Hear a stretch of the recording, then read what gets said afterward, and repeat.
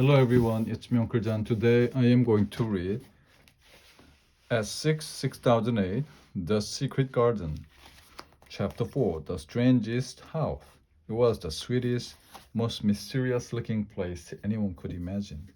The high walls that shut it in were covered with the leafy stems of climbing roses, and the ground with grass of wintry brown. One of the things that made the place look strangest and loveliest was the roses that had run all over the trees and swung down in long tendrils which made light, swaying curtains.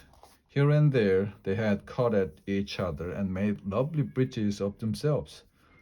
It was this hazy tangle from tree to tree that made it all look so mysterious. Indeed, it was different from any other place that Mary had ever seen in her life. She moved away from the door, stepping as softly as if she were afraid of awakening someone. Is it all a quite dead garden? She said softly. I wish it were. There were only gray or brown sprays and branches, and none showed any sign of even a tiny leaf bud anywhere. But she was inside the wonderful garden, and she could come through the door under the ivy any time. She felt as if she had found the world all her own. The robin flew down from his treetop and hopped about or flew after her from one bush to another, as if he were showing her things. Everything was strange and silent, and she seemed to be hundreds of miles away from anyone, but somehow she did not feel lonely at all. All that troubled her was her wish that she knew whether all the roses were dead, or if perhaps some of them had lived, might put out leaves and buzz as the weather got warmer. Mary walked about for a while, stopping when she wanted to look at things. In one flower bed, she thought she saw something sticking out of the black earth, some sharp little pale green points. It isn't a quite dead garden, she whispered. Even if the roses are dead, there are other things alive. She did not know anything about gardening, but the grass seemed so thick in some of the places where the green points were pushing through that she thought they did not have enough room to grow. So she found a sharp piece of wood and knelt down and dug and rooted out the weeds and grass until she made little clear spots around them. Mary went from place to place, digging and weeding, and enjoyed herself immensely. She worked in her garden until it was time to go in to dinner. In fact, she was rather late in remembering, and when she put on her coat and hat and picked up a skipping rope, she could not believe that she had been working for 2 or 3 hours. She had actually been happy all the time, and dozens of the tiny pale green points were to be seen in the clear places, looking twice as cheerful as they had looked before, when the grass and weeds had been smothering them. I shall come back tomorrow, she said, looking all around at her new kingdom and speaking to the trees and the rose bushes as if they heard her. Then she ran lightly across the grass, pushed open the slow old door, and slipped through it under the ivy. She had such red cheeks and such bright eyes, and ate such a hearty dinner that Martha was delighted. After she finished eating, she went to her favorite seat on the hearth rug. Martha sat nearby. I wish I had a little spade, she said. Whatever does thou want a spade for? Asked Martha, laughing. Art thou going to take to digging? Mary looked at the fire and pondered a little. She must be careful if she meant to keep a secret kingdom. He wasn't doing any harm, but if Mr. Craven found out about the open door, he'd be fearfully angry, get a new key and lock it up forever. This is such a big, lovely place. she said slowly. I thought that if I had a little spade and some seeds, I could dig somewhere and make a little garden. Martha smiled. I have just thought of something, she said. What? Asked Mary eagerly. In the shop at Dwight, they sell packages of flower seeds for a penny each. Now Dickon knows which is the prettiest ones and how to make them grow. We could write a letter to him and ask him to go and buy the garden tools and the seeds at the same time. Mary thought it was a wonderful idea. Martha ran out of the room to fetch a pen and ink and some paper. If I have a spade, Mary whispered to herself, I can make the earth nice and soft and dig up weeds. If I have seeds and can make flowers grow, the garden won't be dead at all. It'll come alive. Mary waited for what seemed a long time before Martha returned. Then they wrote the letter. This is what Martha dictated to Mary. My dear Dickon, Miss Mary has plenty of money, and will you go to Dwight and buy her some flower seeds and a set of garden tools to make a flower bed? Pick the prettiest ones and easy to grow. Give my love to Mother and every one of you. Your loving sister, Martha Sowerby. How shall I get the things when Dickon buys them? Mary asked. He will bring them to you himself. He'd like to walk over this way. Oh, exclaimed Mary, then I shall see him. I never thought I should see Dickon. And then Mary remembered something. Martha, she said, when I waited so long for you to come back, I opened the door and walked down the corridor to see if you were coming. And I heard that far-off crying again, just as we heard it the other night. It couldn't have been the wind, because there is no wind today. Thou mustn't go walking about in corridors and listening, said Martha restlessly.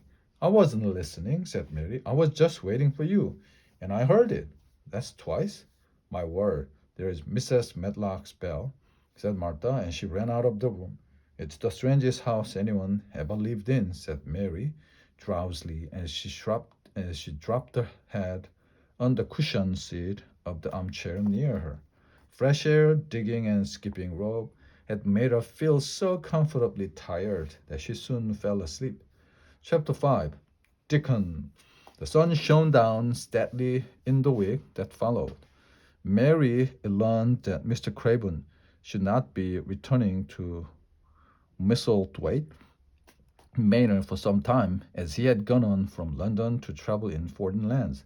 There would be no chance now of his discovering that she spent all her days in the secret garden. The chance of his becoming angry with her and locking up the garden forever. He wouldn't be back until the autumn, Martha told her. And so, without telling a soul, Mary claimed the garden as her own, with no fear that Mr. Craven would take it away from her. She worked and dug and pulled up weeds, becoming more pleased with her work with every passing day. It had been almost a month since Mary had come to Misselthwaite Manor, and she was becoming fatter and healthier and happier than she had ever been. She loved to be out of doors, where she felt as alive as the pale green points that sprouted all over the secret garden in the nice, clear places that Mary had made for them.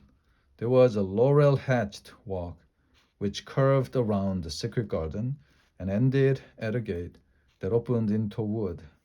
One day she thought she would skip around this walk and look into the wood and see if there were any rabbits hopping about. When she reached the little gate, she opened it and went through, because she heard the low, peculiar whistling sound and wanted to find out what it was. It was a very strange thing indeed. She quite caught her breath as she stopped to look at it. The boy was sitting under a tree with his back against it, playing on a rough wooden pipe. He was a funny-looking boy, about 12. On the trunk of the tree, leaned against, a brown squirrel was clinging and watching him. And quite near him were two rabbits, sitting up and sniffing with tremulous noses, and actually it appeared as if they were all drawing near to watch him and listen to the strange call of his pipe. When he saw Mary, he held up his hand and spoke to her in a low voice. Don't thou move, he said. It would frighten them. He stopped playing his pipe and rose slowly from the ground. The squirrel scampered back up into the branches of the tree, and the rabbit dropped on all fours and hopped away, though not at all as if they were frightened. I'm Dickon, the boy said. I know thou art Miss Mary. I've got the garden tools and the seed. He spoke to her as if he knew her quite well. But because she felt rather shy, Mary spoke to him a little stiffly. Will you show the seeds to me? She asked. They sat on a log, and Dickon began to explain the various kinds of seeds to her. She wished she could talk as he did. His speech was so quick and easy. Suddenly he stopped and turned his head. Where is that robin as it is calling us? He said. The chirp came from a thick holly bush, bright with scarlet berries. Mary thought she knew whose call it was. Is he really calling us? She asked. Aye, said Dickon. He's calling someone he's friends with. I think he knows me a little. Mary said, Aye, he knows thee, said Dickon quietly, and he likes thee. Do you think he really likes me? Cried Mary eagerly. He wouldn't come near thee if he didn't, answered Dickon. Do you understand everything birds say? Dickon's grin spread until he seemed all wide, red, curving mouth, and he rubbed his rough head. I think I do, and they think I do, he said. I've lived on the moor with them so long. Sometimes I think perhaps I'm a bird, or a fox, or a rabbit, or a squirrel, or even a beetle, and I don't know it. He laughed and began to talk about the flower seeds again. He told Mary what they looked like when they were flowers. He told her how to plant them and watch them and feed and water them. See here, he said, turning around to look at her. I'll plant them for thee myself. What is thy garden?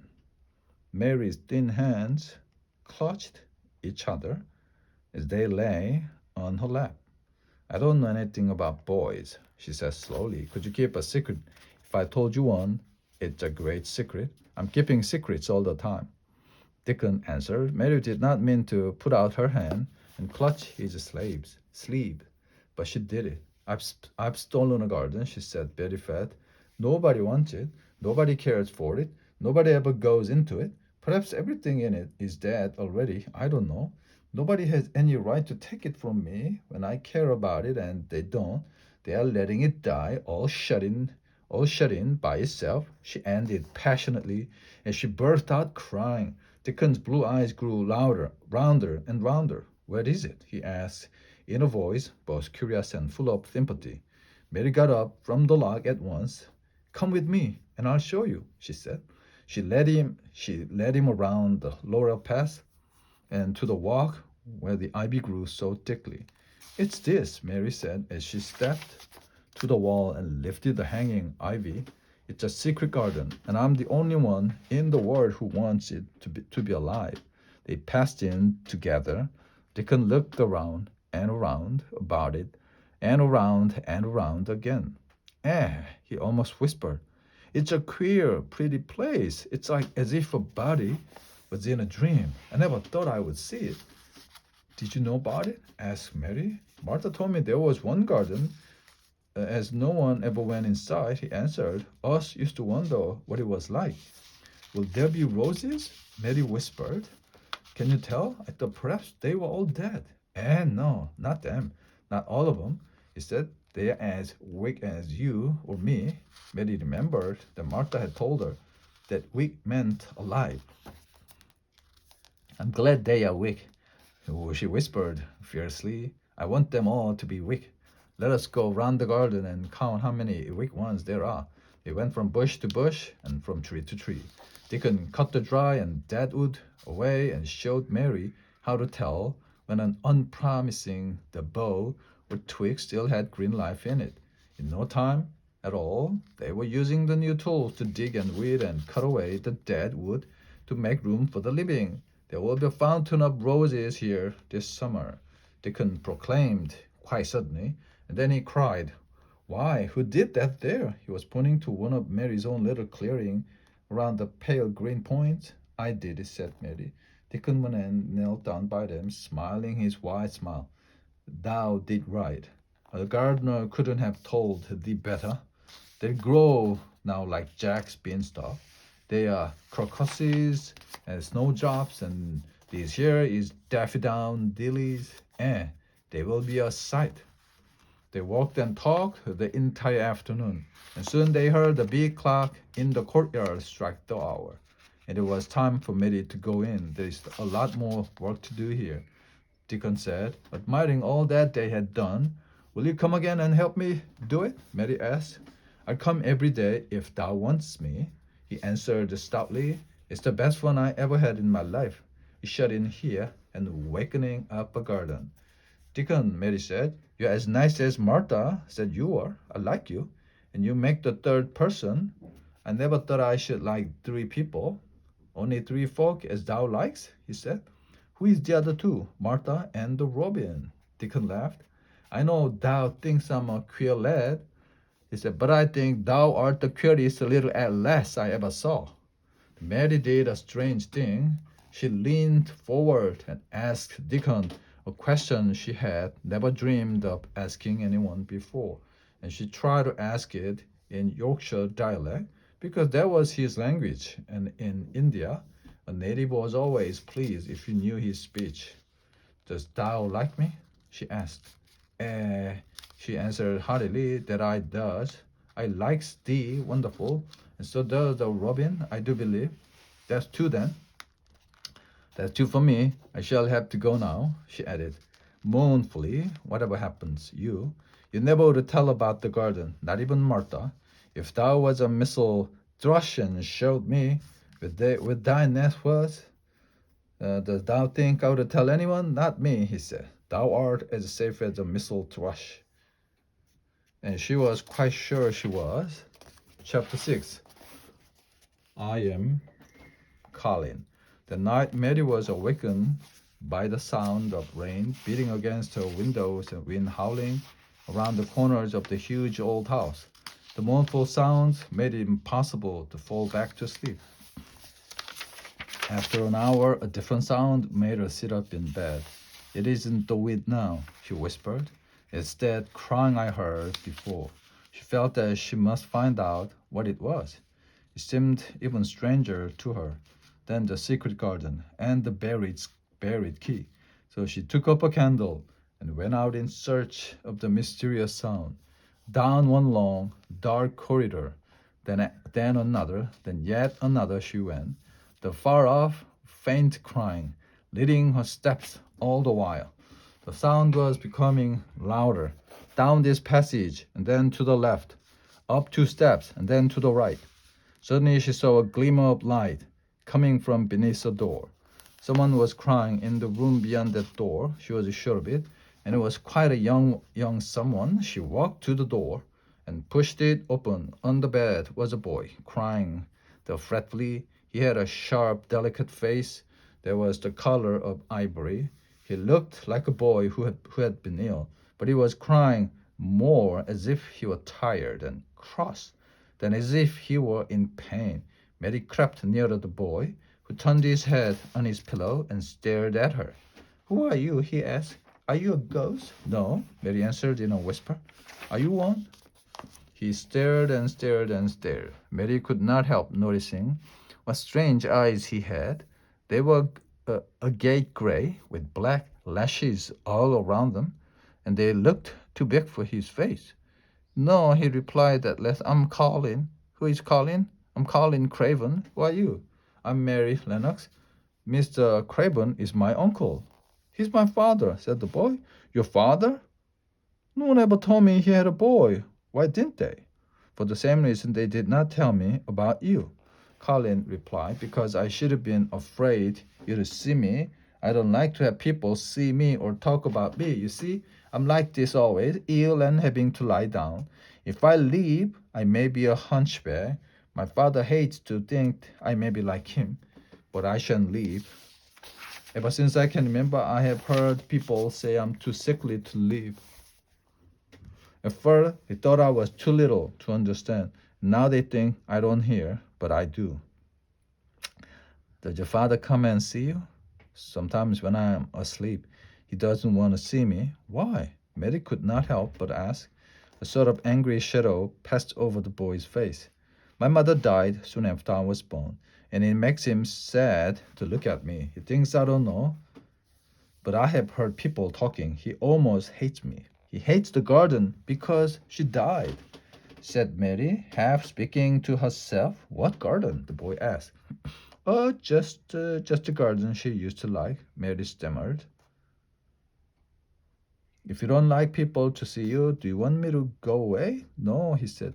I should be sure you're a ghost if you went. If you're real, sit down and talk with me. And so they began to tell each other about themselves. Mary told Colin how life had been in India and how it had been since coming to Misselthwaite Manor.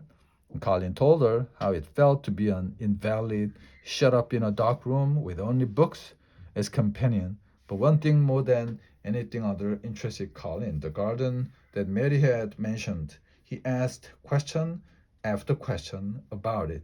What sort of a garden was it? Why was the door locked? Had she never looked for the door? Mary did not want to say too much, for she was afraid Colin would tell others and spoil her secret. But it was too late to be careful. He was too much like herself. He too had had nothing to think about, and the idea of a hidden garden attracted him as it had attracted her. Still, she never let on that she had been inside. I will tell Matlock that I want to go to the garden, proclaimed Colin. The servants must do whatever pleases me. I will make them take me. Oh, don't do that. Mary cried out. Why? He asked. Don't you want to see it? I will let you go too. Just think how much nicer it would be if it were our secret, she answered with a catch in her throat. I never had a secret, Colin said, except that one about not living to grow up. They don't know that, so it's just sort of a secret, but I like this kind better. If you won't make them take you to the garden, pleaded Mary. Perhaps I feel almost sure I can find out how to get in sometime. Then perhaps we can find some boy who will push you in your wheelchair. And we could go alone, and it would always be a secret garden. Then Colin asked Mary to describe to him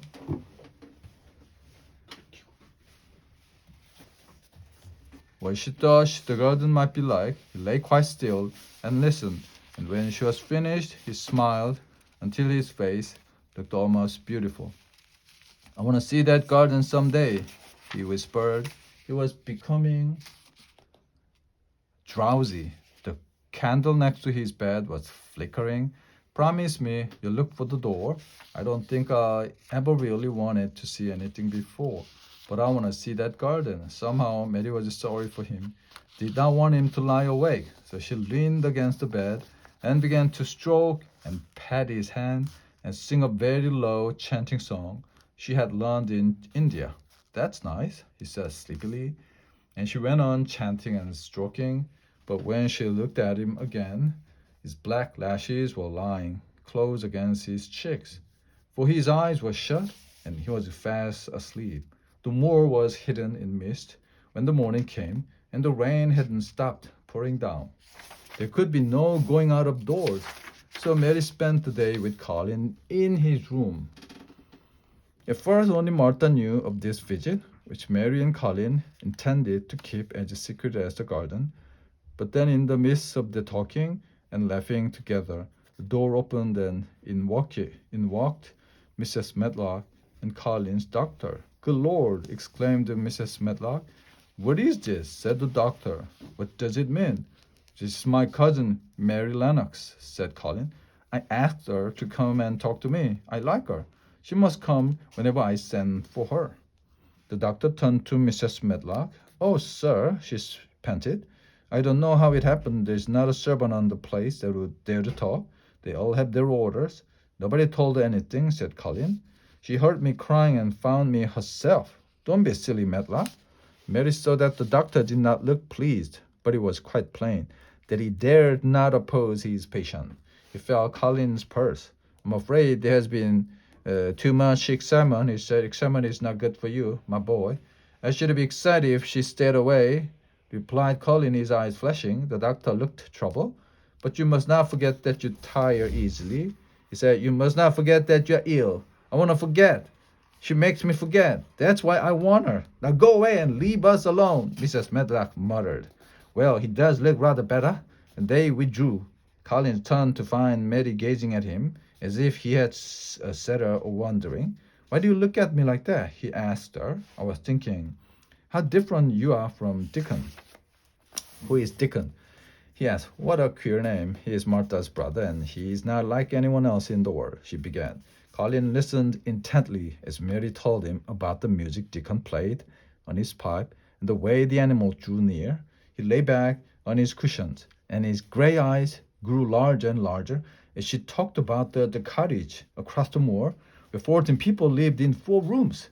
And it was all so alive that Mary talked more than she had ever talked before, and Colin both talked and listened as he had never done either before. They began to laugh over nothing, as children will when they are happy together, and they laughed so loudly that in the end they were making as much noise as if they had been 2 ordinary, healthy, natural 10-year-old creatures, instead of a hard little unloving girl and a sickly boy who believed that he was going to die. The end.